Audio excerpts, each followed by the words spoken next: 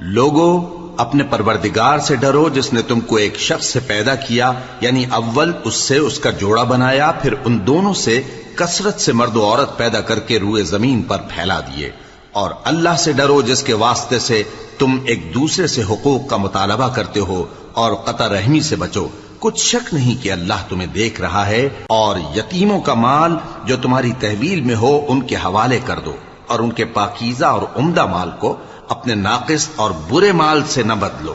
اور نہ ان کا مال اپنے مال میں ملا کر کھاؤ کہ یہ بڑا سخت گناہ ہے۔ اور اگر تم کو اس بات کا خوف ہو کہ یتیم لڑکیوں کے بارے میں انصاف نہ کر سکو گے تو ان کے سوا جو عورتیں تم کو پسند ہوں، 2 یا 3 یا 4 ان سے نکاح کر لو۔